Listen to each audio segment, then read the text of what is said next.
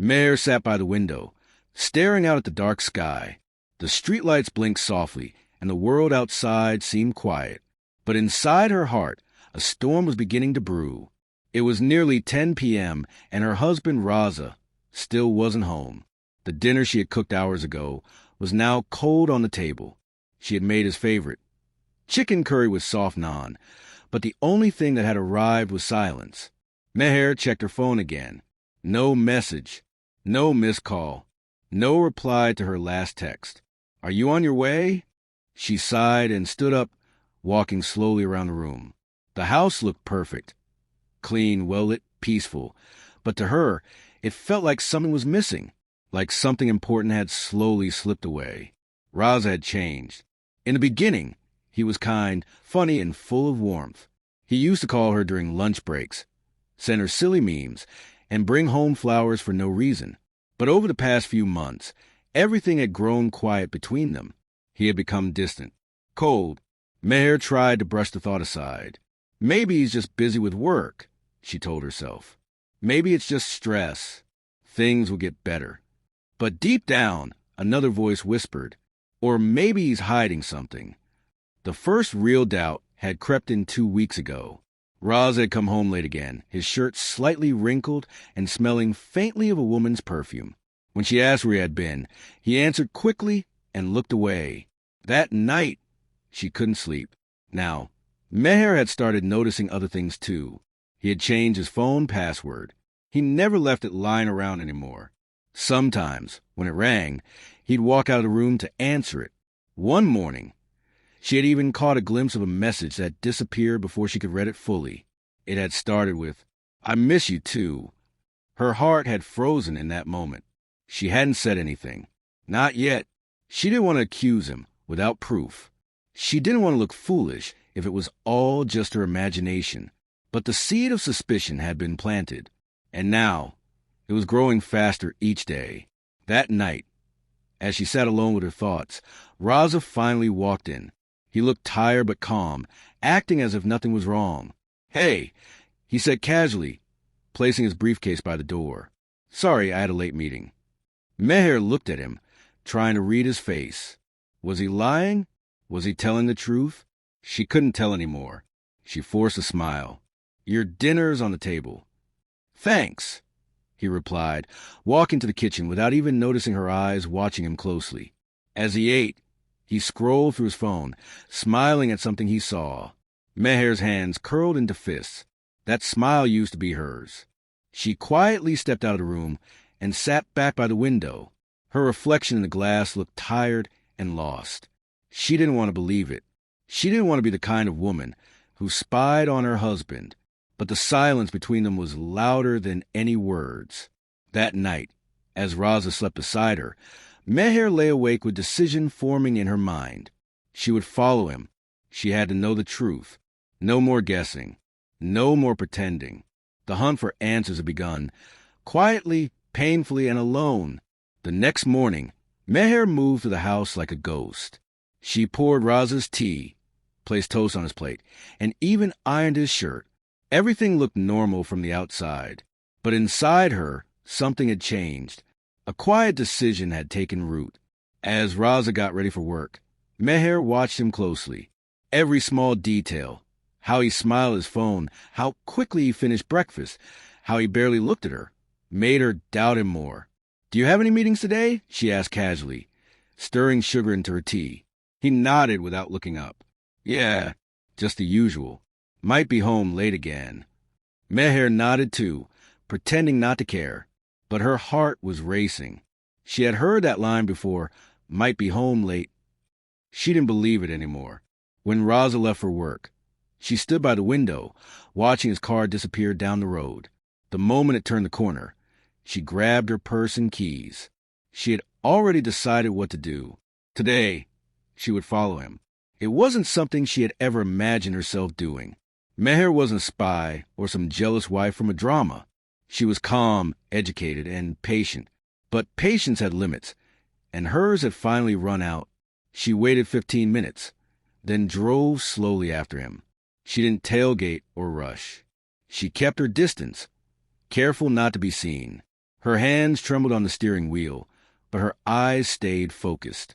Her thoughts ran wild. What if I'm wrong? What if I find nothing? But what if I'm right? What if he really is with someone else? The idea crushed her. She remembered the early days of their marriage, how he used to surprise her with weekend trips, how they stayed up talking for hours. Where had that man gone? When had he started slipping away from her? Her phone buzzed. A message from Raza. Hope your day goes well. She stared at the screen, unsure whether to laugh or cry. After 20 minutes of driving, he pulled into a small cafe near the edge of the city. It was quiet, not crowded. A place you'd go if you didn't want to be seen. Meher parked across the street, hiding behind a large van. Her heart pounded in her chest as she watched Raza step out and walk into the cafe. 5 minutes later, a woman arrived, pretty, well-dressed, confident. She walked in and sat across from him. Meher's stomach twisted. They didn't touch. Not that she saw. But they laughed, talked closely. His face lit up in a way it hadn't in months. Not even when he looked at her. She stayed in her car for an hour, watching through the glass, hoping for something innocent. But it didn't feel innocent. It felt secret. When Raza and the woman finally left, they walked to their cars without saying goodbye in public. No hugs, no kisses, just a quiet separation. But Meher saw enough. She sat in her car long after they were gone, staring at the cafe, feeling the cold truth wrap itself around her. Her worst fear had opened its eyes. Still, she wasn't ready to confront him. Not yet. She needed more. More answers. More proof. More courage.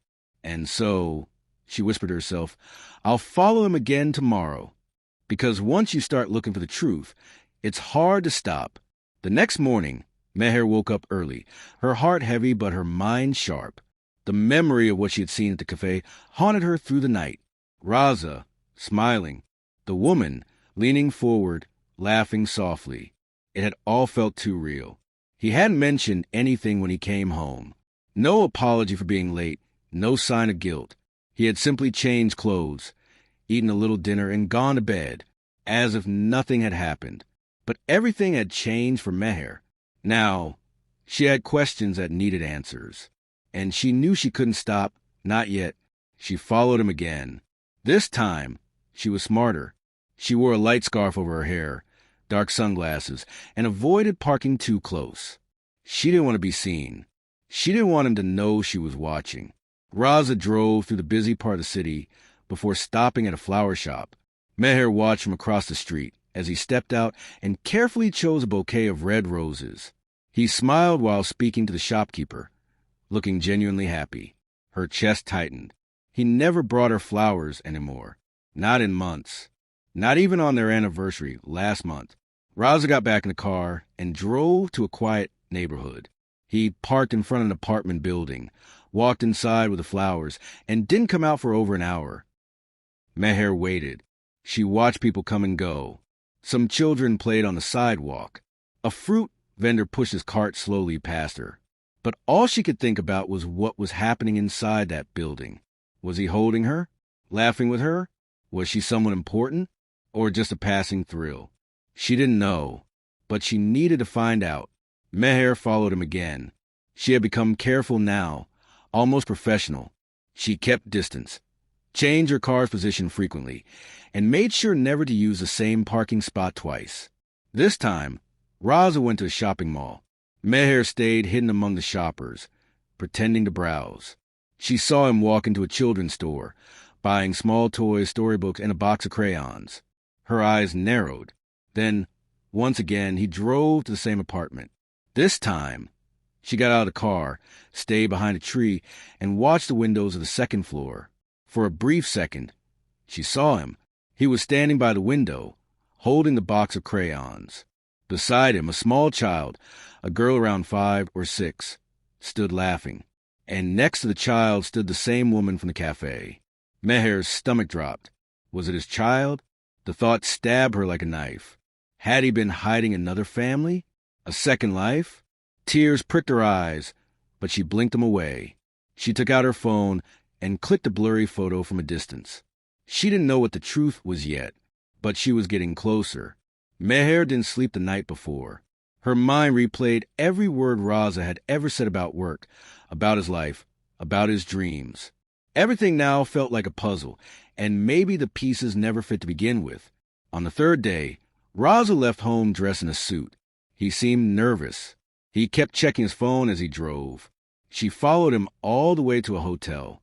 Not the kind where people go for vacations, but a business hotel with small conference rooms. Meher parked at the back, waited, and watched him enter. She wanted to follow him inside, but she didn't know what excuse she could use. So she sat in her car, trying to calm her nerves. An hour later, he came out, walking next to the same woman. This time, they were holding papers. No smiles, no touches, a serious conversation. Meher used her phone's zoom camera to click photos. Something didn't feel romantic now. It felt formal, but still he had lied. He said he was at the office. He had never once mentioned this woman. Why? She thought about confronting him that night, but something inside her said, "Wait, not yet. Watch this a little more." By now, Meher's routine had changed completely. She didn't meet friends, didn't go shopping, barely answered calls from her sister or her mother.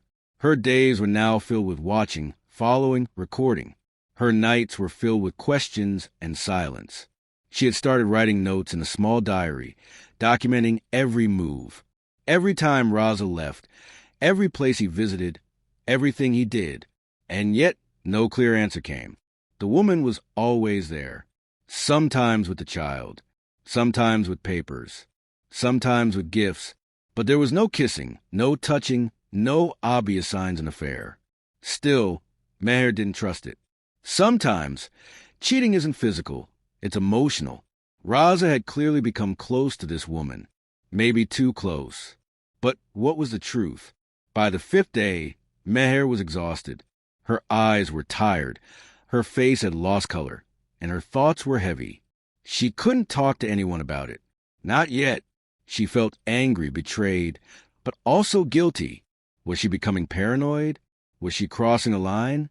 But every time she looked at her diary, at the photos, at the cold way Raza treated her at home, she reminded herself, "I'm not crazy. Something is wrong, and I will find out." She began thinking about hiring a private investigator, but she also wanted to finish this journey herself. She had already come so far. What had once been suspicion had now become a quiet obsession. She wasn't just a wife anymore. She was a shadow, a watcher, a silent hunter in her own marriage.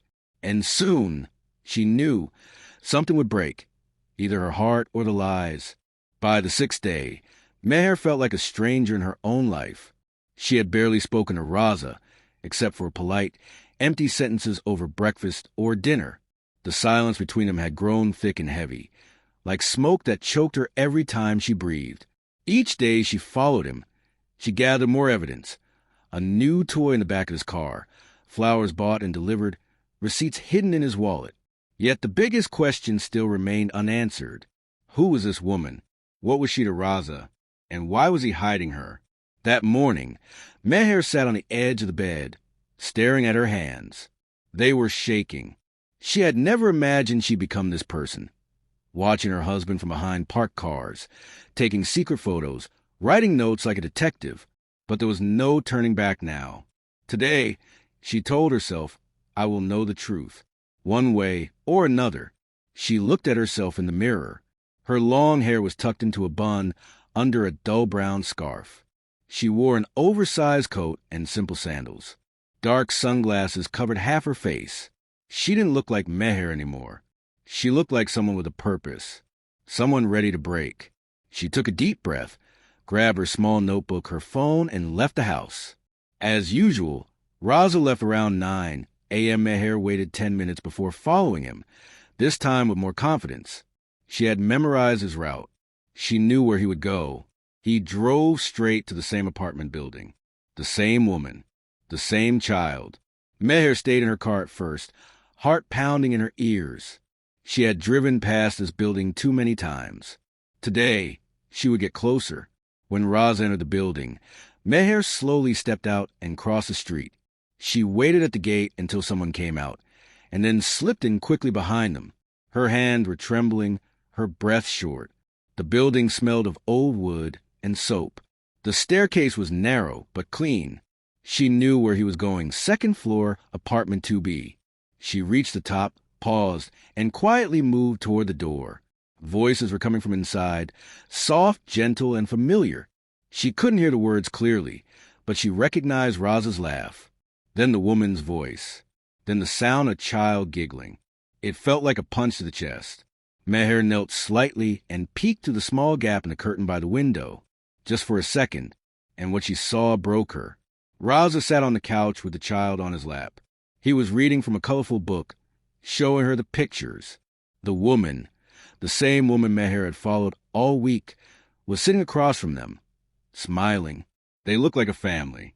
Meher stumbled backward, her hands covering her mouth to keep herself from crying out. Her legs felt weak. Her heart felt betrayed. She wanted to scream, to burst through the door and demand the truth. But something stopped her. There was no affection between Raza and the woman. No touching. No signs of romance. Only the child connected them. Still, Meher's world was shaking. Back in her car, Meher cried, quietly, bitterly, tears of pain, confusion, and heartbreak, but also something else. Strength. She had watched enough. She had followed enough. Now it was time for answers. That night, Meher set the table with extra care. She cooked Raza's favorite dish again, just like the night he first came home late. She lit a candle and wore a soft green kurta, the one he used to compliment her in. When Raza walked in, surprised by the sight, she smiled gently. "You're home early," she said. He looked a bit nervous. "Yeah, no meetings today." "Good," she replied, motioning toward the table. "Let's eat together." They ate mostly in silence. Meher kept her voice calm, her face peaceful, but her heart beat faster with every passing minute. After dinner, she brought out 2 cups of tea and placed them on the table. She sat across from him, her hands folded. "I need to ask you something," she said softly. Raza looked up, sensing the seriousness in her tone. "What is it?" She took a breath. "Who is she?" He froze. "I've seen you," she continued, her voice still calm but firm. "With the woman, with the little girl, at the cafe, at the apartment, at the hotel. I've been watching you all week." Raza opened his mouth, then closed it again. His hands trembled slightly. "Don't lie to me," Meher said. "I've seen too much." There was a long silence. Then finally he whispered, "It's not what you think." Meher raised her eyebrows. "Then tell me what it is. Because from where I stand, it looks like you're hiding a second life." Raza leaned forward, his voice low. "She's my sister." Meher blinked. "What?" "I didn't know about her until a few months ago," he continued. "She's my half-sister. My father had an affair before he married my mother. We never knew. After he passed away, she reached out. She wanted to meet me." Meher stared at him, trying to read his face. "Why didn't you tell me?" He looked away, ashamed. "I didn't know how. It was too much. I felt like my entire past was a lie. I didn't want to drag you into it until I was sure. And the child—" "My niece," he said softly. "Her daughter. That little girl means nothing romantic to me. She's just family." Meher sat back, stunned. The truth felt strange. It wasn't what she had feared, but it wasn't easy either. It was deep, painful, hidden, and yet real. She believed him. But the silence, the lies, the distance, it had all hurt. Meher looked at Raza for a long time. Then she whispered, "I followed you because I thought you were cheating on me." "I know," he replied, "and I'm sorry for giving you reasons to think that." Silence sat between them again. But this time, it felt different. Not empty, but open. The real confrontation hadn't just been with Raza. It had been with her own fears, her own silence, her own strength. And now, the hardest part was over. Meher sat in silence, her fingers wrapped tightly around the warm cup of tea. The weight of Raza's words still echoed in her mind. "She's my sister. I didn't know about her until recently." So much pain, So much hiding, not from betrayal, but from truth, a truth he hadn't known how to share. Raza looked up, his eyes filled with regret. I never meant to hurt you, Meher. I just didn't know how to process it myself. Meher didn't respond immediately. Her heart was still trying to shift from suspicion to understanding. Her body remembered the pain of doubt, the ache of watching from behind walls and windows. It wasn't easy to forget. You should have told me, she finally said, her voice quiet. I'm your wife. I deserve to know.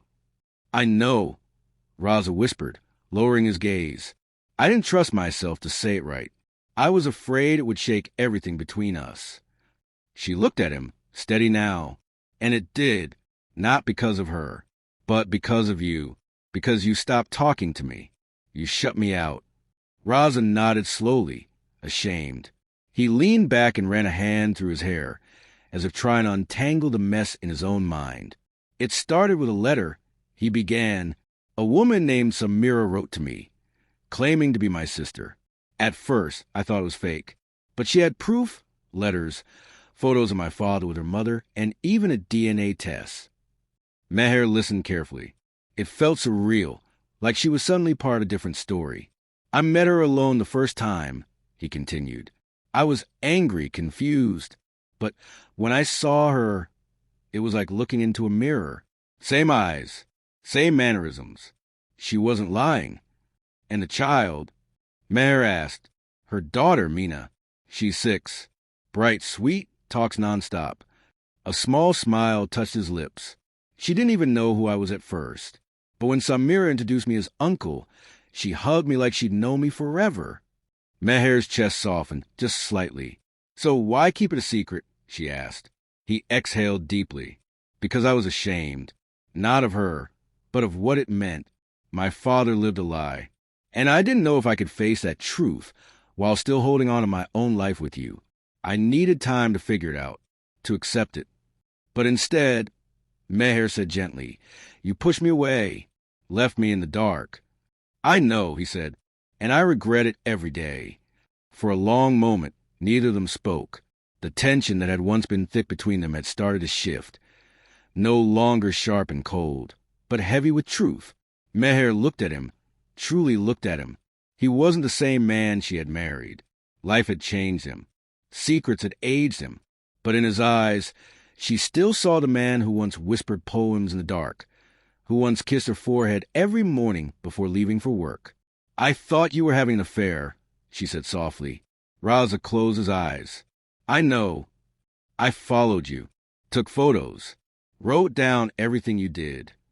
He opened his eyes again, surprised. You did? She nodded. Every single day this week. There was a pause. Then, unexpectedly, Raza gave a small, tired laugh. You really hunted me down. I had to, she said. I was losing my mind. He reached across the table, hesitated for a second, then gently placed his hand over hers. I'm sorry for making you feel like that. You didn't deserve it. Meher didn't pull her hand away. It would take time. Time to rebuild trust. Time to understand this new truth together. Time to reconnect. But for the first time in months, the silence between them didn't feel dangerous. It felt like space. Space for healing. So, Meher asked softly, do I get to meet her? Raza looked up, surprised. You want to? She nodded. She's your family now. And that makes her mine too, if you want that. His eyes glistened. More than anything. A sense of calm washed over Meher. The woman she had feared for days was not a threat. She was a sister-in-law, a mother, a woman with her own story. And the little girl she thought might be a secret child was simply a niece waiting to be loved. That night, Meher went to bed not with doubt, but with clarity. She reached for Raza's hand in the dark, and this time he held it tightly. Her silent hunt was over. She had found the truth, and in doing so, she had found a part herself, braver, stronger, wiser. Sometimes the truth hides behind doors, shadows, and fears, and sometimes it only reveals itself to those brave enough to seek it. The morning after the truth came out, Meher stood in the kitchen pouring tea. watching the steam curl and dance in the sunlight. For the first time in weeks, her chest didn't feel heavy. Her eyes weren't tired from sleepless nights, and her mind wasn't racing with doubt. Raza walked in quietly, a little uncertain, like a guest in his own home. But Meher turned, offered him a soft smile, and held out a cup of tea. He took it, surprised. "Thank you," he said. They sat at the table together. No phones, no silence between them, just the warmth of two people trying to reconnect. It wasn't perfect. There was still pain. But there was also something new. Peace. Later that day, Meher opened her drawer and pulled out the small notebook, the one filled with notes, dates, times, and fears. The photos she had taken were still in her phone gallery, frozen moments from a time when she didn't know the truth. She looked at them one last time. Then, slowly, she deleted every single one. She tore out the pages of the notebook, page by page, and fed them into the fireplace. As the paper burned, she felt her heart growing lighter. She didn't need the evidence anymore, because now she had the truth. That weekend, Meher and Raza drove together to the small apartment she had once watched from across the street. This time, she wasn't hiding behind a tree or parked car. She was walking beside her husband, hand in hand, as they stepped inside. Samira opened the door with a warm smile, though her eyes flickered with curiosity when she saw Meher. The little girl, Mina, peeked out from behind her mother's legs, holding a drawing in her hand. "She's beautiful," Meher said softly. "She's loud," Raza whispered with a smile, and Meher laughed for the first time in days. They sat together, drank tea, and shared stories. It was strange, yes, but it was also real, honest, human. Meher saw the pain in Samira's eyes, the years she had lived without her father, the courage it had taken to reach out to Raza. And she saw Raza differently now, not just as her husband, but as a man caught between two worlds trying to do the right thing. In the weeks that followed, things didn't magically go back to the way they were. But in some ways, that was a good thing. They didn't return to old habits. Instead, they built new ones. Raza started opening up more about work, about his feelings, even about his fears.